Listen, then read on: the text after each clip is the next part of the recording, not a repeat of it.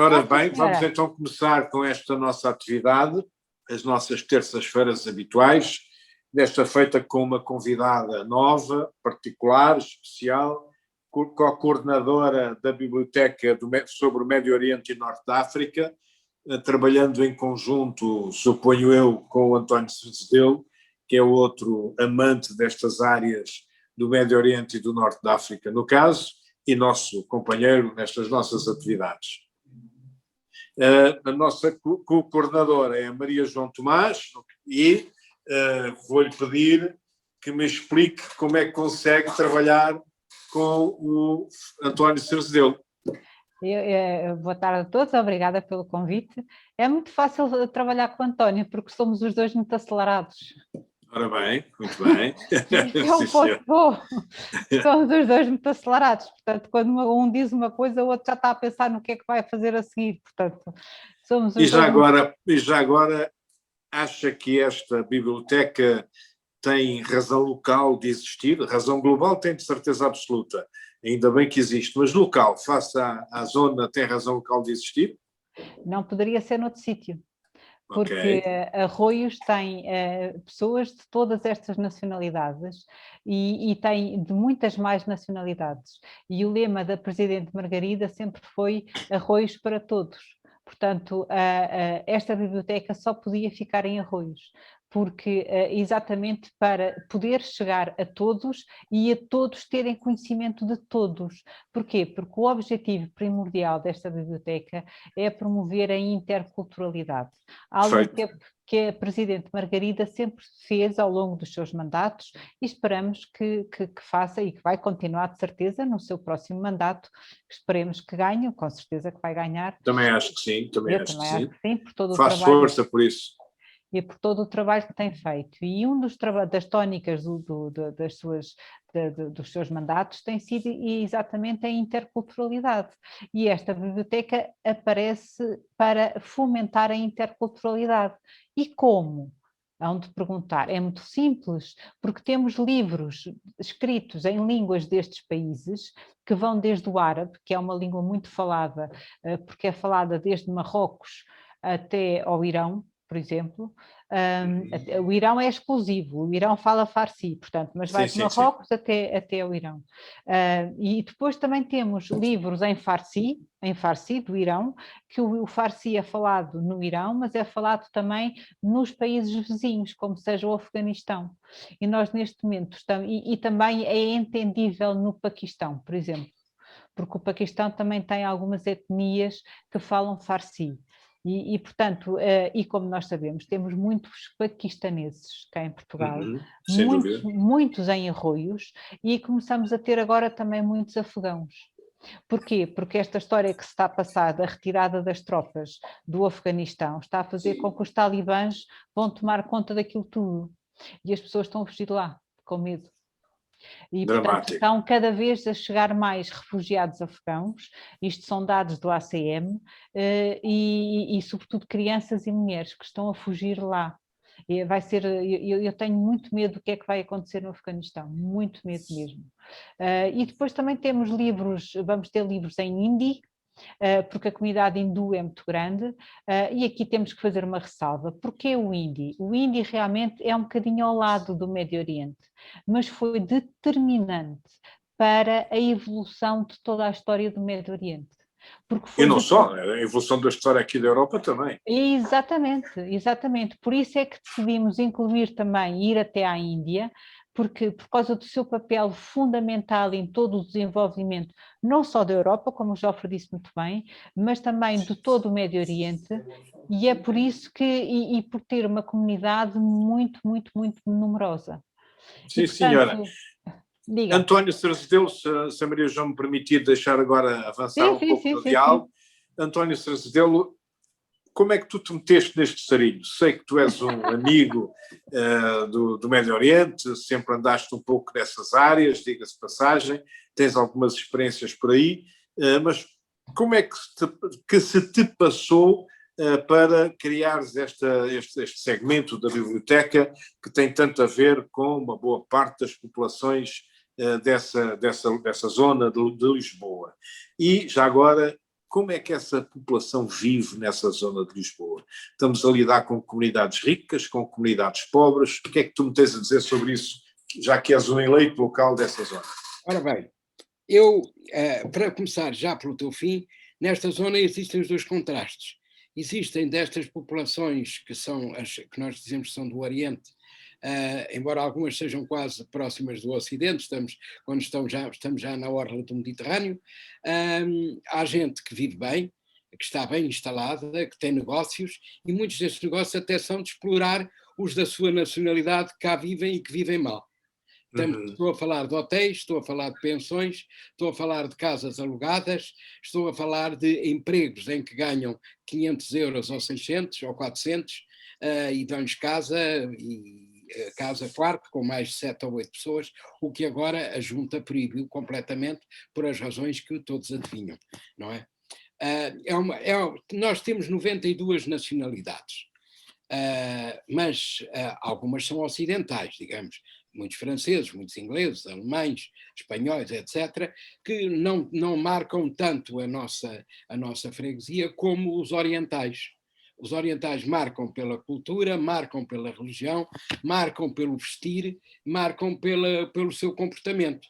E, em alguns casos, esses comportamentos, esses vestires e essas religiões causam algumas crispações nas pessoas que ainda não se habituaram à mundialização, à globalização e à necessidade que todos temos uns dos outros.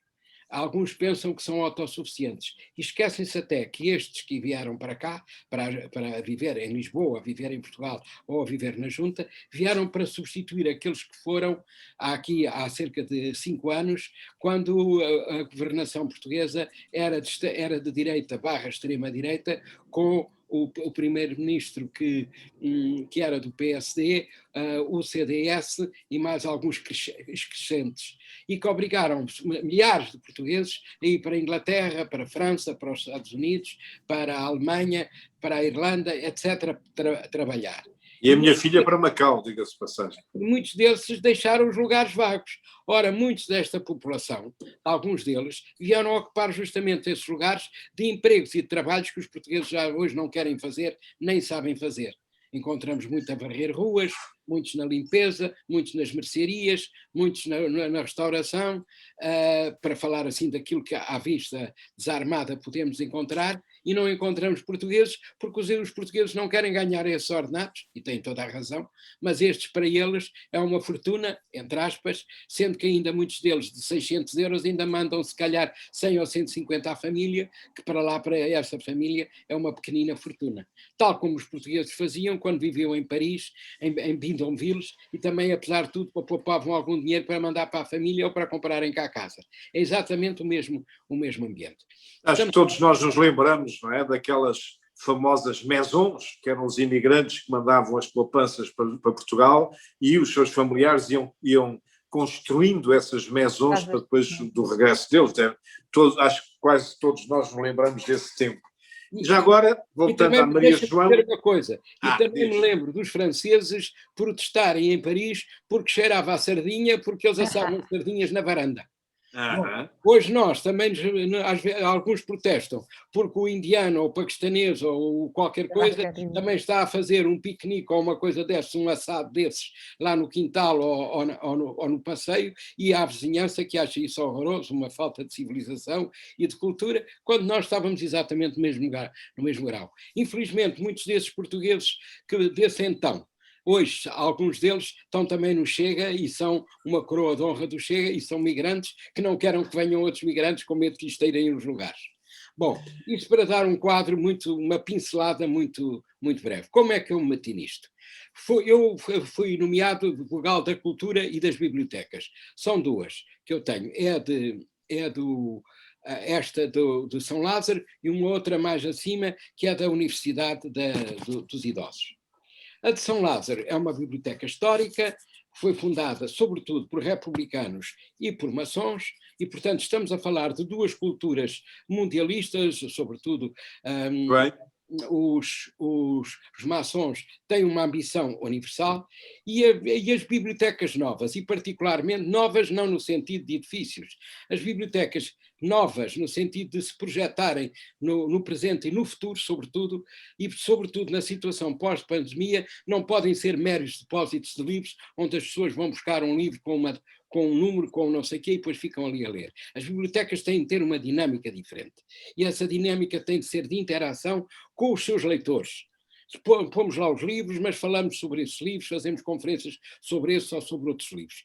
Criei lá, então, uma parte com a ajuda da professora, que foi esta questão oriental. Ela telefonou-me depois de ter falado com a Margarida e propôs começarmos a abrir a biblioteca ao Oriente, ao mundo islâmico, sobretudo ao Oriente do Mediterrâneo, é onde nasceram grandes civilizações. Nasceu a civilização romana, nasceu a civilização grega, nasceu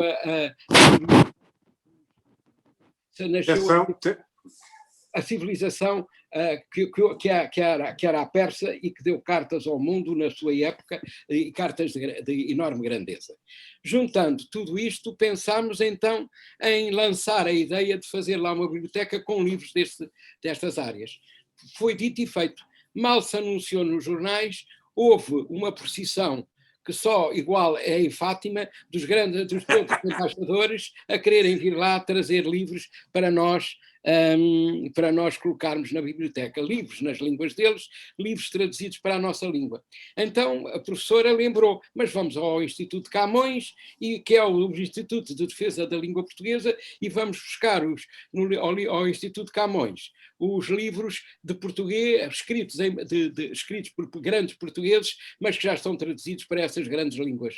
E pronto, estava aqui o casamento ideal. Nós atiramos com livros para lá, não atiramos pedras nem bombas, e eles atiram-nos com livros para cá também dentro do mesmo espírito. Muito bem, e antes um livro do que uma bomba, antes um livro do que uma pedra, garantidamente, porque o saber enriquece. Maria João, no caso, o António Cerzedelo apresenta-se sempre como professora. É professora em alguma escola, no caso? Sou professora na Universidade Autónoma, sou professora de História. Bom, também não está muito longe aí de Arroios, no caso concreto, então, não é? Sim. Mas a questão que lhe ia perguntar tinha mais a ver com uma outra matéria. E a adesão dos fregueses a essa biblioteca tem sido interessante ou nem por isso? Ora, isso vamos responder com números, que acho que é a melhor maneira de responder. Segundo os dados do mês passado, nós tivemos 100 e tal visitantes só para os livros do Médio Oriente e Norte de África. Portanto, já começámos a ter... Bem. Não é mau. Nada mal, nada mal. Nada mau. Eu estava a pensar em 20 ou 30, vou-lhe dizer. Não, tivemos 100 e tal, tivemos 78 para o acervo dos Emirados, tivemos 15 para de Marrocos, porque nós temos, a grande questão que nós temos neste momento é que não temos ainda um sistema informático com as línguas destes países. Ou seja, o que faz com que no nosso Word, que é o que nós temos todos, se carregarmos para fazer a tradução para o árabe ou para o farsi, por exemplo, temos uma dificuldade, porque aquilo faz tudo direitinho, mas depois inverte a ordem. Ora, depois quando nós passamos tudo isso para a parte e queremos depois digitalizar, portanto fazemos a tradução e depois a seguir queremos editar, e quando fazemos a edição aquilo muda tudo de sítio. Porquê? Porque nós escrevemos por um sentido e eles escrevem pelo outro. Portanto, o que nós estamos a fazer neste momento é fazer a catalogação dos livros à mão. Portanto, temos os acervos dedicados a cada um dos países. Portanto, e dentro do acervo de cada um dos países temos livros de literatura, de autores conhecidos desse país, como por exemplo é o caso dos Emirados, temos peças de teatro, temos ensaios literários, por exemplo, temos obras históricas também, e temos, por exemplo, contos infantis, temos livros de banda desenhada, temos gramáticas, temos dicionários e, portanto, estamos a fazer a catalogação assim e estamos a fazer a catalogação por países. É claro que o nosso objetivo de hoje para amanhã é conseguirmos ter isto informatizado, mas atenção, ainda temos muito pouco tempo, não é? Portanto, estamos a fazer o melhor que podemos fazer, mas queremos fazer dentro de pouco tempo e logo que possamos, de forma a que estes livros estejam disponíveis em qualquer parte do país. Portanto, a pessoa acedendo informaticamente consegue saber pelo nome do autor, como é normal fazer, não é? Portanto, Claro. nós agora o que conseguimos fazer é ter o acervo por países.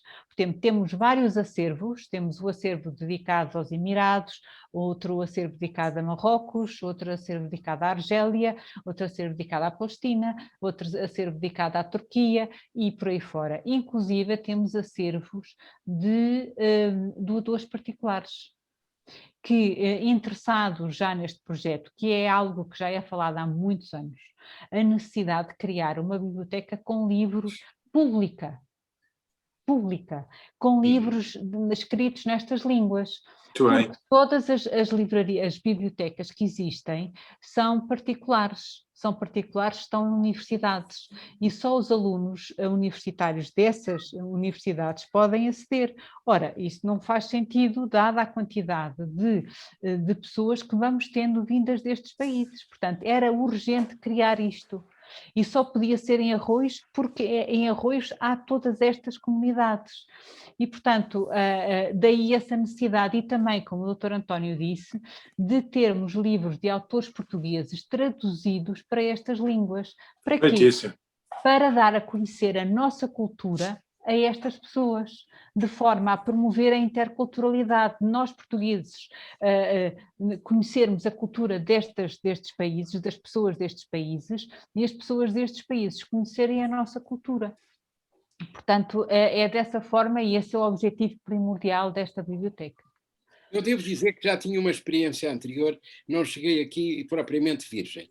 Quando estive no gabinete do General Charais, no Conselho da Revolução, um dos projetos que a gente avançou era também com o mundo árabe. E nesse contexto, eu era presidente do Comitê dos Direitos Humanos do Povo Palestiniano, do qual fui durante 10 anos, levei o General Charais ao Gaddafi, com quem ele se encontrou, creio eu, 2 vezes, levei-o à Síria com o pai deste senhor que lá está, levei-o ao Iraque no tempo do Saddam Hussein e também à Argélia. E tínhamos boas conversações e ligações com a Palestina e com o então líder Yasser Arafat, que lamento a sua morte, que eu estou convencido que foi por envenenamento. Também acho. E nessa altura, portanto, criámos digamos, um amor e um humor positivo acerca de Portugal nesta área do mundo, que depois se cortou quando foi reconhecido o Estado de Israel. Perderam-se os negócios que estavam ainda na fornalha para saírem à luz do dia. Entre elas, o que seria um comboio que partiria de Sines, um comboio rápido para aquela época, e que chegaria rapidamente a uma estação do centro da Europa com 2 horas de antecedência e que levaria a que essas 2 horas se vendesse todo o produto que esse comboio levava e que viria a grande parte da terra do Gaddafi e seria muito dele petróleo. Infelizmente isto foi pela água abaixo e depois o projeto, o Sr. General levou para a África, onde exerceu também teve algumas iniciativas de desenvolvimentistas nos países africanos de língua oficial portuguesa. Ora bem, eu com essa experiência e que eu gostei, cheguei a ir ao Kuwait e estar sentado à mesa com um dos emirs do Kuwait a tomar chá com ele. Aliás, não era bem chá, era whisky, mas vinha servido em chávenas de chá e com um bolo. Para não faltarmos ao respeito à religião. E, portanto, já dessa altura ficou-me, digamos, na veia a vontade de voltar a recuperar essas possibilidades que agora já não estamos em tempos de Guerra Fria, estamos em pós-pandemia e parece-me que, em nome de alguns dos slogans da Revolução Francesa, acrescentados com alguns que a modernidade nos trouxe, deveríamos juntar e fazer desses slogans vida através da Biblioteca de São Lázaro, de 1893, que aliás fica a 200 ou 300 metros da Moraria, não podíamos querer melhor. Sem dúvida, sem dúvida. Ela reúne várias condições que lhe a permitem vir a ser um arauto desta bandeira de paz, de solidariedade, de intercâmbio e de fraternidade, para utilizar a palavra franciscana do Padre Francisco, do Santo Padre Francisco, ou do Papa Francisco, conforme as pessoas quiserem dizer. E estas mensagens são mensagens dinâmicas, são mensagens de grande valor, não são mensagens que passem, são mensagens que têm sido programadas, aliás, por dois grandes homens desde princípio de século. Refiro-me ao Papa Francisco e refiro-me ao secretário-geral da ONU, que tem também um discurso, que é português e que tem um discurso idêntico. E vamos explorar essas vias. É claro que dá trabalho, é claro que leva a algumas incompreensões, ao princípio, é claro que as forças de direita não lhes agrada muito, mas temos de avançar desde que vamos por linhas direitas e sem batota. Agora deixa-me fazer-te uma pergunta, António Cerzedelo. E do ponto de vista das eleições locais que estão para acontecer, os imigrantes que se encontram nessa zona de Lisboa são residentes com direito a voto ou não? Os que já estão cá há algum tempo, sim, vão ter direito a voto. E estou convencido que alguns deles, que são mais ilustrados, vão votar na nossa junta, porque eles viram os benefícios que têm tido. Os outros, coitados, não têm direito a voto, até alguns aí falam muito mal português. Percebem um bocadinho, ou outros a gente tem que falar com eles em inglês. Portanto, a única coisa que há a esperar é que nos deem palmas, mas não podem dar o voto, que era o que a gente mais gostava. Já agora, Maria João, para terminar esta nossa conversa, que já vai quase a meia hora, não parece, mas é verdade, e é o António Cerzedelo que passa a vida a dizer que não podemos ultrapassar a meia hora, como é que vê a relação desses cidadãos com a língua portuguesa? Olha, a propósito disso, nós vamos ter uma programação associada à biblioteca, uma programação cultural associada à biblioteca, onde vamos ter várias iniciativas. Uma delas é exatamente a aprendizagem do português nível 0. Ou seja, o que é isto? É aquele nível de português que permite dizer olá, bom dia, boa tarde, o meu nome é este, a minha morada é aqui. E porquê? Porque depois a seguir vão ser encaminhados para os cursos de português que dão certificado do Instituto Camões. Portanto, isto vai ser feito em coordenação com eles, de forma a que seja dado aquilo que é o suficiente para que eles possam ingressar nestes primeiros cursos de que dão estes certificados do Instituto Camões. Muito bem. Por exemplo, vamos também fazer outra coisa muito engraçada, que vamos ter uma reunião amanhã, juntamente para começar a perceber, aliás, vamos ver se é amanhã ou não a reunião, mas a princípio sim, que é, soube há pouco agora, que é a reunião com as refugiadas sírias, iraquianas e sudanesas, que vão fazer o workshop de culinária. Ou seja, porque é que não me convidaram ainda? Acho inacreditável. Porque ainda não temos inacreditável. Mas depois a seguir com certeza que convidamos. E o que é que isto vai ser? António Cerzedelo, vou-me vingar. A primeira de todas vai ser da oferta promovida pela Embaixada da Tunísia, para ensinar a fazer cuscuz tunisinos. E depois já comi na Tunísia, já comi. E depois a seguir seguem-se estes, e o que é que consiste estes workshops? É uma coisa muito simples e muito apetitosa. Porquê? Porque vão-se ensinar a fazer receitas tradicionais destes países, e as pessoas que se inscreverem com uma quantia muito módica vão almoçar aquilo que fizeram. Com a supervisão da formadora, que é uma formadora natural desse país, que tem aquelas receitas que não existem em lado nenhum, porque são as receitas que as mães e as avós lhes ensinaram e que não vêm escritas em livro nenhum de culinária. Portanto, nós vamos ter isso, vamos ter também outras atividades, como por exemplo, vamos ter a dança oriental também, a dança do ventre, que é dada, por exemplo, de forma a que haja desde meninas de 5 anos às suas mães e às suas avós. Portanto, podem participar todas as gerações nestas aulas de dança do ventre. São coisas muito giras que se podem fazer de uma forma muito, muito acessível e que permite esta interculturalidade.